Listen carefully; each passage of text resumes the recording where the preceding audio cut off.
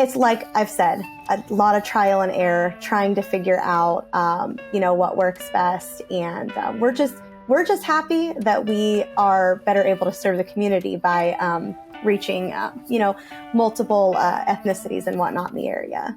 That's awesome. We bring smiles. We improve people's smiles. So that's kind of so where cool. That That's a good way to look at it. We're working on we're in the business of making people smile. That's really good. Exactly.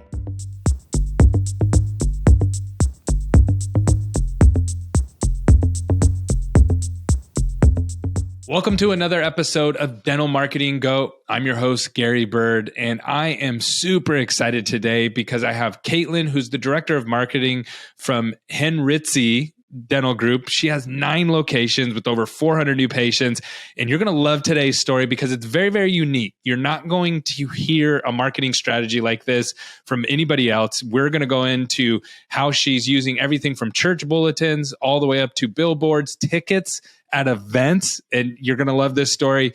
And she goes into the weeds of how to actually execute on that for practices just like yours. So you're going to want to stay tuned. All right, Kaitlyn. So you are overseeing 9 offices as the marketing director, and you guys are seeing over 350 to 400 new patients a month. So why don't you tell us, first of all, what kind of patients are those that you're seeing? Like, what's the mix? And then how are you getting those into the office? Yeah. So as far as our target demo is kind of across the board within the dental industry. And, we see a lot of moms that are 28 to 35 years old, bringing in their kids, scheduling their husband's appointments as well. And then on up, we see a lot of older individuals in the area that does some of our implant cases and whatnot. But as far as how I'm getting them in there, I focused in 2022 on really branding Henritze Dental Group across Southwest Virginia. And, there's a good span of 3-hour radius that we can pull people from. And we've got our 9 offices spread within that radius, but and they're all one brand, right? So you have one brand. Yeah, because that's the tricky part. A lot of times they're like, oh yeah, I want to do that. And it's like, well, I have 9 practices with 9 different names. Right. That strategy doesn't work now. So this is very specific to having one brand. Yeah. So within the DSO. Sorry to disrupt the show, but I got something crazy to share with you. We are attempting to connect with all of our listeners. We have thousands of people that listen to this podcast, and we want to meet you in person. We have 4 events coming up, and I want to give you a discount code that you can use for the next week to save $300 off your ticket. The discount code is Gary Bird, and the link is going to be just down below. You can also go to smcnational.com/events. I hope to connect with you in person and help each other grow our businesses. Can't wait to see you soon. Yeah, so, we'll bring on these dental offices. They keep their patients. The doctors stay with the patients that they've had for years. And then we just provide the central services for them. And with those 9 offices, they are all branded Henritze Dental Group, like you said. But yeah, so for the branding approach, I just kind of really hit the ground running with getting our name out there. Roanoke area, which is where the majority of our offices are, it's a little more traditional with marketing. So there's a lot of print. Print is still fairly popular here. Oh, wow. Okay. Yeah, which is very interesting. But I prefer not to use it. And I think it's been it's expensive, right? Us. It is very expensive. Yeah. A lot of mailers, a lot of magazines here. But I've moved more the digital route, and I think it's been good for us. And I do some billboards in the area just because we do have a lot of traffic, main highway through the middle of Roanoke. So yeah.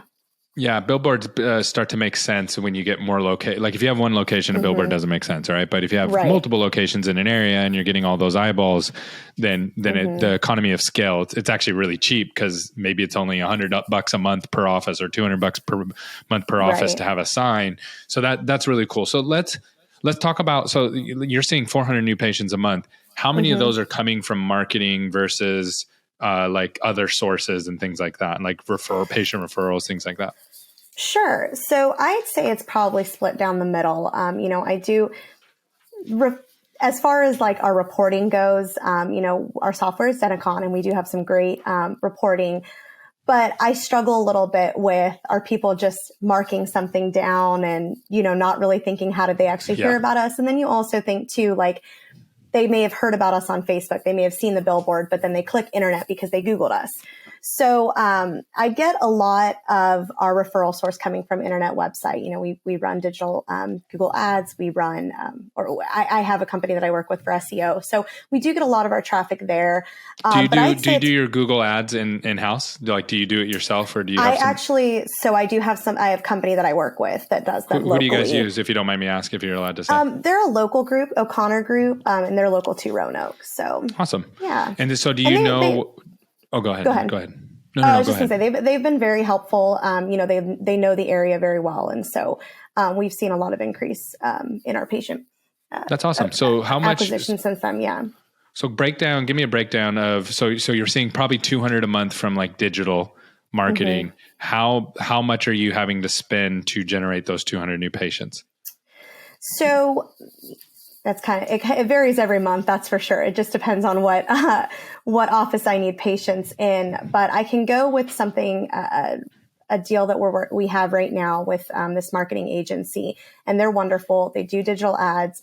We're doing social mirroring ads as well as geofencing areas and following our who we're trying to get into our offices. And so that is a deal that's about $3,000 a month. And what's really cool about that is the reporting that they have is very specific. So just in January, we had over, I believe it was like 150 verified visits, meaning that these individuals visited one of the locations that I had geofenced, and then they actually visited our office. But not only just visited our office, they had to open their phone and see a website or open an app and actually see the ad again when they're in there. So it's very specific. So if you have 150 verified visits, you're actually estimating that about 400 people are coming in, because your allowance on your phone has to be there. So they had to have clicked allow tracking, and then they're in the office and they see our ad. And so just estimating about 400 visits from those ads as well. Oh, wow. 400 new patients or 400 people coming back? It could be both, because it's hard to say going down to that data, because it could be somebody that visited, I have like Target geofence. Yeah. And so one of the moms that comes from Target. Totally. Okay. Right. So just so for the audience sake, some people, that's pretty advanced marketing stuff there. Mm-hmm. So that's more like branding, that you're kind of hitting everybody, people who've come into you're geofencing your office, meaning you're drawing a line around it, a digital line. Mm-hmm. And then you're saying anybody who comes in and out of here, we want them to keep seeing our ads. So that way they remember us and they come back later. And so you're seeing about 400 people come back to the office. Might be a new patient, might be an existing patient. Okay, and you're spending about $3,000 on that. And then, so of the 200 patients that you're getting, so you're getting 400 patients, 200 are coming from patient referrals. The other 200, where are those coming from? Are those largely coming from other digital ads that you're running, or are they all coming from that $3,000 budget that you're seeing? No, and the $3,000 budget, that I actually, to clarify, I have four different of those ads running, and they're specific to Invisalign implants, one of our offices that we need some new patients in that's expanded recently. And then actually, you know what? I apologize. I went down to 3 of those. So that's the 3 that we have running right now. So $9,000. So $9,000 there. $3,000 total for all 3 of them. So about $1,000 a piece for each of them. Yep. And then as far as the other patients go, we see a lot of patient referrals.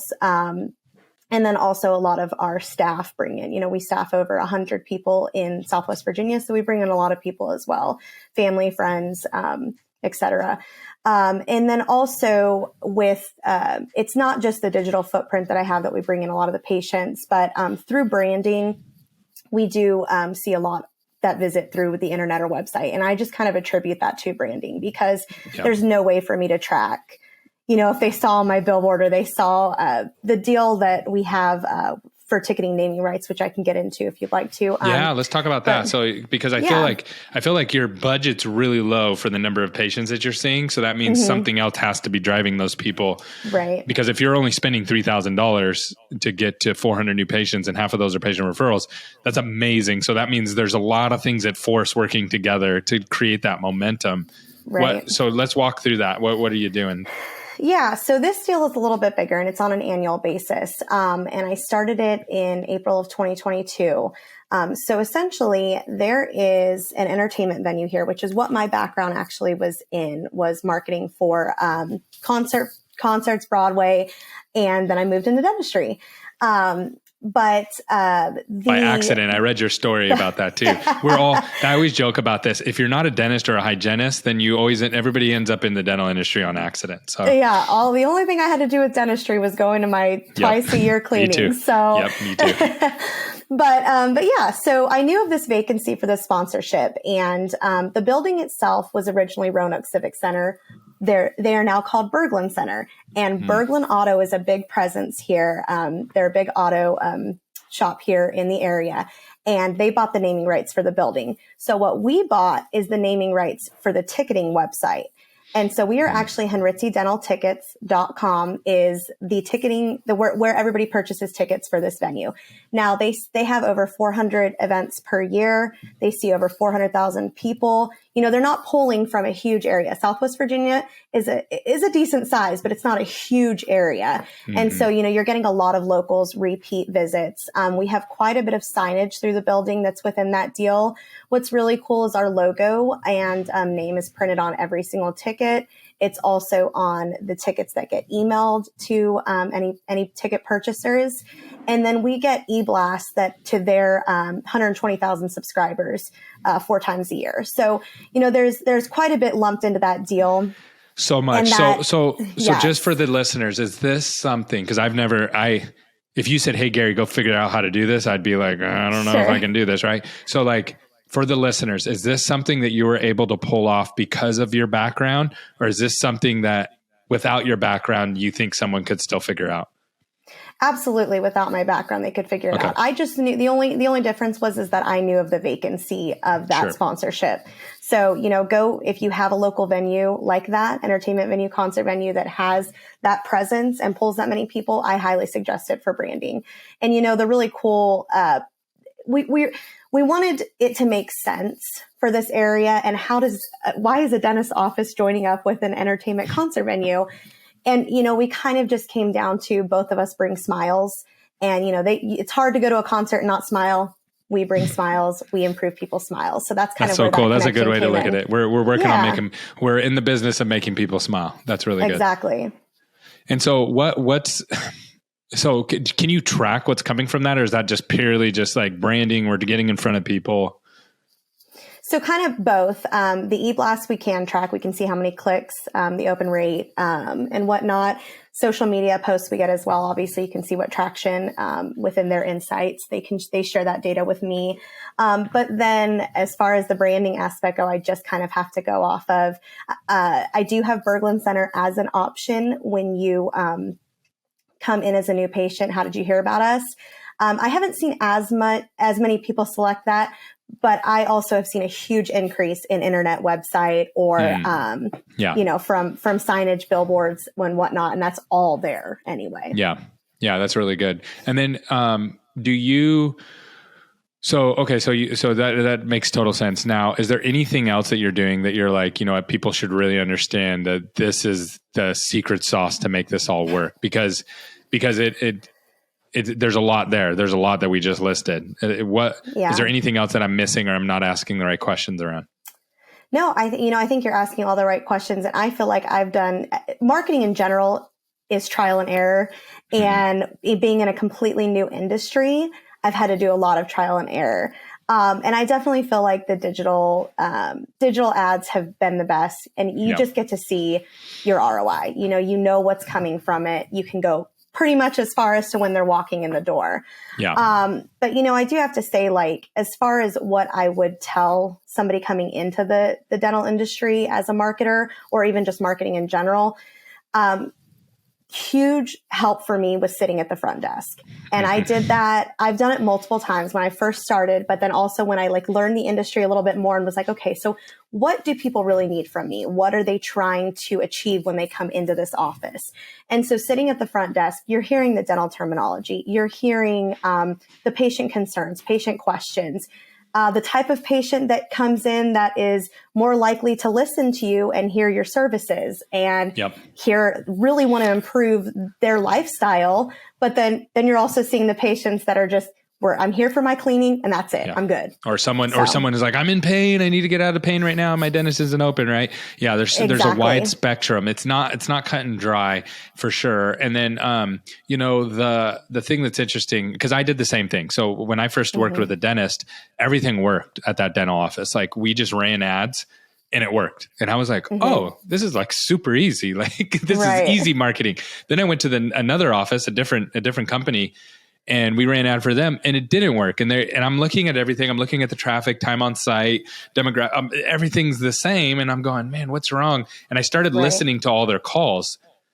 And then I realized, oh, Susan at the front desk, like she's horrible on the phone. Like really, not only is she horrible, she's literally scaring away patients almost maybe on purpose. Like it was that bad. And then that's when I realized, okay, there's a lot more to this. And actually a little saying that I have now, and I tell everybody, because people always ask me like, what's our return on investment going to be? What's our cost per acquisition going to be? And I'm like, I can tell you all that on average, but I have never been better than anybody's front desk. And the front desk is the bottleneck that either makes or breaks you. And right now, like on average, we're seeing a 35% unanswered rate in the dental industry during normal business hours, which is a labor problem, right? But it's hard to make marketing successful if you're not answering your phones. Like it's pretty much impossible. Yeah, that's interesting you mentioned that because we did actually pull that data recently. So our phone system is through Weave, and we were seeing some of our offices that weren't answering as many phone calls, and now have added that to our weekly metric for the offices to mark, what is our percentage of answered calls. And what was your percentage? What was some of the bad percentages? Just out of curiosity. There was probably, I saw a couple that were in the 40% answer rate. And then, but I mean, it's painful, right? Like now. It's like, it is. And that's during normal. And so here's the thing. I just spoke at a dental conference. And I tell people like the average is 35%. So if you don't know your average, you're probably in that 30 to 40% range. And people don't believe it until they pull the numbers. Oh yeah, we didn't. It was something we didn't realize or even think to look at that data. But we're missing all of those individuals that you're talking about that, well, I'm in pain, I need a dentist now, and they're just going to call till they get another dentist. And so, it was definitely something that has increased. And that's why we saw as a company our best month in January. And I think good job. Everything that we've paid attention to, thank you. It's really our team across the board. We have an incredible team. Everybody just works so well together, and our culture as a company is amazing. So that makes all the difference in the world, right? It really does. And everybody's, all hands on deck, and we've made it work. And like I said, January 2023 was our best month as a company. So that's so awesome. So explain to me a little bit about your structure of like your marketing team. Are you like kind of the hub and then you interface with operations and then vendors, or how do you have that structured? Yeah, so as far as marketing goes, a one-man show, but I work with vendors to do our SEO and a little bit of help with the website. And then the digital ads I was discussing earlier, I don't have that technology to be able to do that, the marketing that they are able to do where they're geofencing and whatnot. I can do digital ads on Facebook and Instagram, but I can't do to the level that they do. So those are the two vendors that I work with. And then obviously the sponsorships that we've done with Berglund Center, we have one with a local minor league hockey team, and we're branded as the Smile Cam, which is really cool. During the game, everybody gets really excited for that. So a few things like that, but for the most part, I plan a lot of our events and do all of the marketing in-house, and any community events or vendor events, I'm behind the table there. So. That's so awesome. Great job. You're doing a great job. It's hard. It's hard to do. And it's scary at times because especially when you're mixing in so much branding, it's hard to know if it's going to work at the next. It may work now, but then at that next step, is it going to continue to work? Especially when you bring on new offices and things like that. How have you kind of dealt with that? Like when you roll in, so let's say you go to 10 offices tomorrow. How do you, and they're like, we need more new patients. Like we don't have enough new patients, or we lost a bunch of existing patients. How do you kind of make sure, okay, we're going to work you into the branding, which may take time.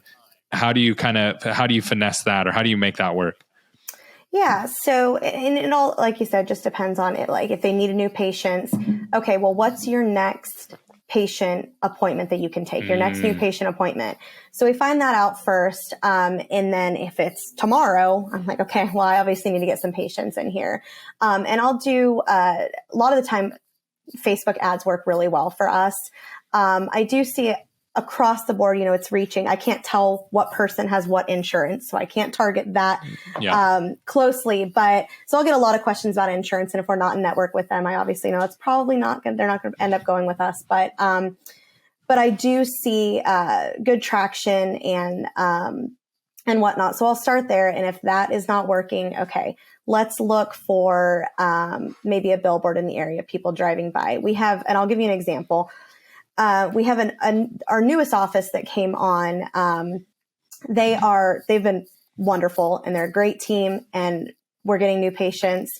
I did run a digital ad there. It's kind of hit a plateau. It's a very high traffic area, this particular office. And so I have in the works to put a billboard there. And we did, actually, which is awesome, just get, a Spanish speaking employee on at that office. And so that's huge. It's wonderful. And she's been great. And so we've been getting a lot of traction. How do you score if they're converting and following? Do you have somebody who translates for you? That's one thing that we ran into a brick wall with that one, where we're like, sure, we can track, if you're doing Spanish or there's a bunch of different languages that people have. And then we're like, oh, we need someone to translate it still. Yeah. So this is, when I say we just got her on, it was like last week. Got it. So okay. I don't have a lot of data to go off of. Yeah. But so far it's been good. And, we are actually advertising in a church bulletin specifically because it's a huge Spanish area. There's this particular church has a lot of, the community, Spanish community. So it's like I've said, a lot of trial and error, trying to figure out, what works best. And, we're just happy that we are better able to serve the community by reaching, multiple ethnicities and whatnot in the area. That's awesome. All right. Last question for you. So you're on a big stage. You have a stadium full of dental marketers, people, whether it might be a dentist that manages their marketing, it might be an operation person or a marketing person like yourself. You got one message to give to them. What's that message that you would share with them? Oh, just keep going. I have to say, just keep going. But I said it earlier in this recording. It is imperative that you sit at the front desk. Go back and sit chairside if you have to and watch, and see the chairside conversation. But I feel like you said, it is the bubble at the front desk is where it all happens. And that has been, insurmountable amount of experience for me sitting up there. And I'll sit and I'll have my computer right next to our office manager and our front desk, and I'm helping check in patients. But it helps. It really does. Helps learn the business and really truly encompass the patient experience. Well, that's awesome. Well, I really appreciate you coming on. You have a unique market. You have a unique approach. And that's what I was most drawn to is like, okay, how are you figuring this out? And so you have a lot of things that other people might say, well, this doesn't work for us. But if they're in a market like yours, maybe this is a roadmap that people could look at. So I really appreciate you coming on. Yeah. Thank you so much for having me. It's an honor.